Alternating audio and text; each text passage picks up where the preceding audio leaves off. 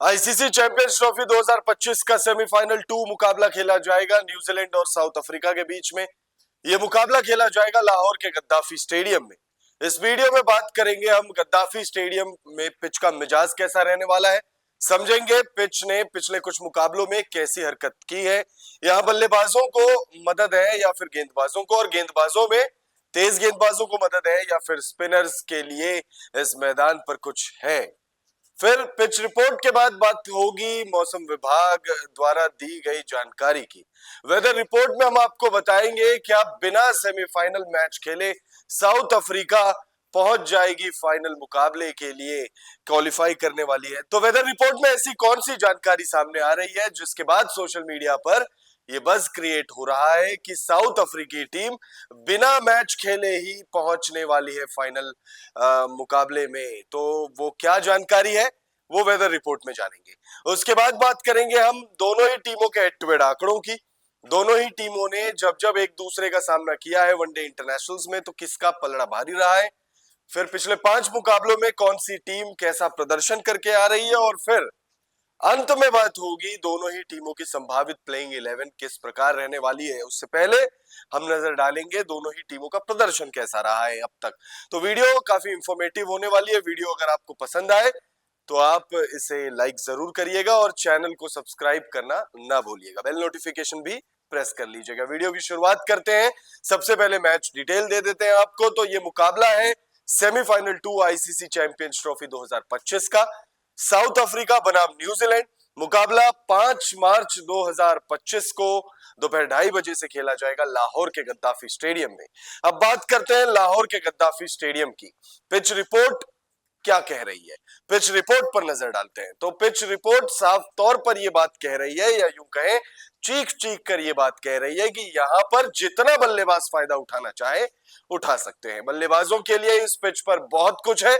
अगर बल्लेबाज गलती ना करे, हड़बड़ी ना दिखाए तो वो रन स्कोर कर सकते हैं, और ना सिर्फ रन स्कोर कर सकते हैं, बहुत तेज गति में रन स्कोर कर सकते हैं। यहाँ पर 300 350 का स्कोर भी बहुत छोटा सा ही मालूम पड़ता है। यहाँ पर बल्लेबाजों के लिए बहुत कुछ है। गेंदबाजी बहुत मुश्किल है इस पिच पर।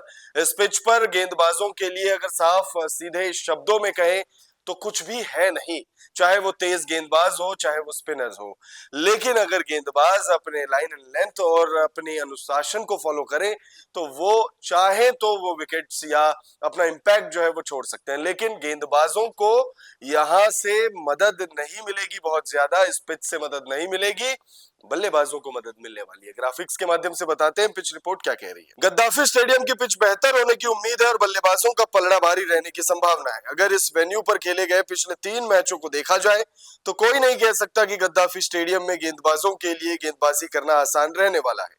चैंपियंस ट्रॉफी से पहले इस मैदान पर वनडे ट्राई सीरीज के भी दोनों मैचों में बल्लेबाजों ने गेंदबाजों की खूब कुटाई की है। क्रिकेट फैंस को एक हाई स्कोरिंग मैच देखने को मिल सकता है। गद्दाफी स्टेडियम में पिछले 10 मैचों के आंकड़ों को देखें तो औसत स्कोर 280 से के आसपास का है, और ये दर्शाता है कि यहाँ पर बल्लेबाजी कितना आसान है। बल्लेबाज यहाँ पर खूब रन बना सकते हैं। ये वही पिच है जहां पर चैंपियंस ट्रॉफी के पहले ही मुकाबले में 350 रन चेज हो गए थे। ऑस्ट्रेलिया ने इंग्लैंड को 350 से ज्यादा रन चेस करते हुए हराया था। तो नेचर आप उसी से समझ सकते हैं कि यहाँ पर बल्लेबाजी कितनी आसान मानी जा सकती है। अब वेदर रिपोर्ट की बात करते हैं, लेकिन उससे पहले आपको बता दें कि इस मैच से पहले सोशल मीडिया पर यह बज़ क्रिएट की जा रही है। सोशल मीडिया पर ऐसी खबरें या ऐसी बातें निकल कर सामने आ रही है कि न्यूजीलैंड के साथ गलत हो सकता है, न्यूजीलैंड के साथ मौसम जो है वो गलत कर सकती है, बारिश की वजह से मैच धुल सकता है, और अगर ऐसा होता है तो फिर साउथ अफ्रीकी टीम जो है वो फाइनल मुकाबले के लिए सीधा क्वालिफाई कर जाएगी। सोशल मीडिया पर सीधे सीधे ये बात कही जा रही है कि साउथ अफ्रीका बिना खेले, बिना सेमीफाइनल मैच के फाइनल मुकाबले के लिए क्वालिफाई कर जाएगी। ऐसा हो सकता है, हाँ ऐसा हो सकता है। अगर बारिश की वजह से मैच रद्द हो तो बिल्कुल हो सकता है, लेकिन ऐसा होगा नहीं, क्योंकि मौसम विभाग ने जो जानकारी दी है उसके मुताबिक बारिश की चेतावनी नहीं है। बारिश के 0% चांसेस हैं। यानी सोशल मीडिया पर जो भी बातें आप देख रहे हैं वो गलत बातें आप देख रहे हैं, या फिर यूं कहें कि लोग व्यूज के लिए या लाइमलाइट या फेमस होने के लिए कुछ भी लिख दे रहे हैं। तो उस पर आपको ध्यान नहीं देना है, क्योंकि मौसम विभाग ने साफ सीधे शब्दों में कहा है कि बुधवार को मैच के अनुकूल मौसम है और बारिश की चेतावनी बिल्कुल भी नहीं है। हालांकि ह्यूमिडिटी थोड़ी है जिससे परेशानी हो सकती है खिलाड़ियों को। ग्राफिक्स के माध्यम से समझिए वेदर रिपोर्ट में क्या कुछ कहा गया है। चैंपियंस ट्रॉफी 2025 के सेमीफाइनल मैच के लिए मौसम विभाग ने मौसम मैच के लिए अनुकूल रहने की बात कही है। मौसम विभाग ने बुधवार को अधिकतम तापमान 22 डिग्री तो वहीं न्यूनतम तापमान 9 डिग्री रहने की बात कही है। मौसम विभाग ने बारिश की संभावना नहीं जताई है। हालांकि 45% ह्यूमिडिटी रहने की बात मौसम विभाग द्वारा की गई है। तो भाई बारिश की चेतावनी नहीं है। बारिश की वजह से मैच जो है वो रद्द या मैच पर कोई ऐसा संकट है तो ऐसी कोई बात है नहीं। बारिश की चेतावनी सीधे सीधे उसको लेकर यही कहा गया है कि ऐसा कुछ नहीं है। 0% बारिश यानी कि मैच आपको पूरा 100 ओवर्स का देखने को मिल सकता है क्योंकि अगर कोई टीम 50 ओवर अपने पूरे ना कर पाए, स्कोर बड़ा खड़ा ना कर पाए तो फिर वो मैच छोटा भी हो सकता है। अब मैच अच्छा होगा या बुरा ये पता नहीं है, लेकिन मैच होगा पूरा। ये मौसम विभाग की जानकारी के साथ जो हमें मिली है उस जानकारी के तहत हम ये बात कह सकते हैं। अब हेड टू हेड आंकड़ों पर नजर डालते हैं। इस मुकाबले से पहले दोनों ही टीमों के बीच जब जब ओडीआई में भिड़ंत हुई है, वनडे इंटरनेशनल्स में भिड़ंत हुई है, तब किसका पलड़ा भारी रहा है। तो यहां पर आप साफ तौर पर देख सकते हैं कि साउथ अफ्रीका का पलड़ा भारी रहा है क्योंकि इन दोनों टीमों के बीच अब तक कुल 73 बार भिड़ंत हो चुकी है जिसमें साउथ अफ्रीका का पलड़ा भारी है। न्यूजीलैंड ने सिर्फ 26 मैचों में जीत हासिल की है तो वहीं 42 मुकाबलों में साउथ अफ्रीका ने बाजी मारी है, जबकि 5 मैचों का नतीजा नहीं निकल पाया है, यानी 5 मैच नो रिजल्ट पर खत्म हुए हैं। तो आप यहाँ साफ सीधे शब्दों में देखें या समझने की कोशिश करें तो साउथ अफ्रीकी टीम का पलड़ा जो है वो बहुत ज्यादा भारी नजर आ रहा है। लेकिन आईसीसी चैंपियंस ट्रॉफी 2025 के पॉइंट ऑफ व्यू से अगर आप देखेंगे तो साउथ अफ्रीकी टीम थोड़ा बेहतर पोजीशन में नजर आ रही होगी आपको। यहाँ पर भी साउथ अफ्रीकी टीम बेहतर पोजीशन में नजर आ रही होगी क्योंकि पॉइंट्स टेबल के हिसाब से अगर आप देखेंगे तो अपने ग्रुप में साउथ अफ्रीकी टीम नंबर 1 पर क्वालिफाई की है, नंबर 1 पर फिनिश किया है। हालांकि कुछ बारिश का भी सपोर्ट जो है वो पूरा मिला, कुछ अपने प्रदर्शन के दम पर, कुछ बारिश के दम पर, लेकिन आप चाहे जैसे आपने फिनिश किया हो, आपने नंबर 1 पर ही फिनिश किया है। तो ये एक साउथ अफ्रीकी टीम के पॉइंट ऑफ व्यू से देखे तो बहुत अच्छी चीज है।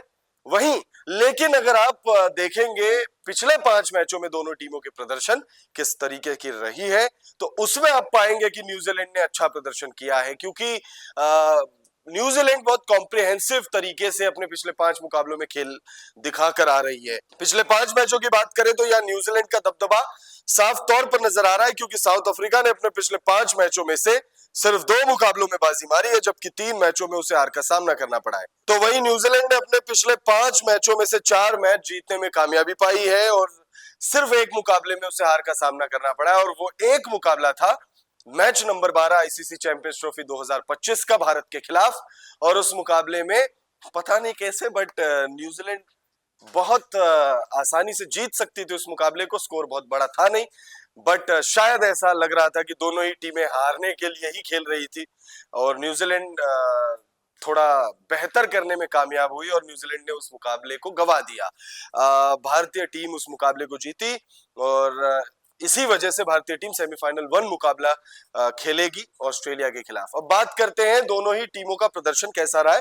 थोड़ी सी झलक हमने आपको इस वीडियो के बीच में भी दे दी है, लेकिन अब आपको अच्छे से बताते हैं कि दोनों ही टीमों का प्रदर्शन कैसा रहा है आईसीसी चैंपियंस ट्रॉफी 2025 के दौरान।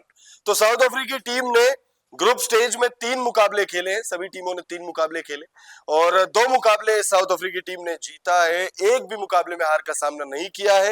एक मुकाबला नो रिजल्ट पर खत्म हुआ था, बारिश की वजह से धुल गया था वो मैच और वो मैच था ऑस्ट्रेलिया के खिलाफ। 5 अंकों के साथ नंबर 1 पर ग्रुप बी में फिनिश किया है साउथ अफ्रीका ने। तो वहीं न्यूजीलैंड की बात करें तो न्यूजीलैंड ने पाकिस्तान को बड़ी आसानी से हराया, बांग्लादेश को बड़ी आसानी से हराया, लेकिन भारत के सामने बहुत बुरी तरीके से हार का सामना करना पड़ा और इस वजह से ग्रुप ए में न्यूजीलैंड ने नंबर 2 पर फिनिश किया और नंबर 2 वर्सेस नंबर 1 की लड़ाई है।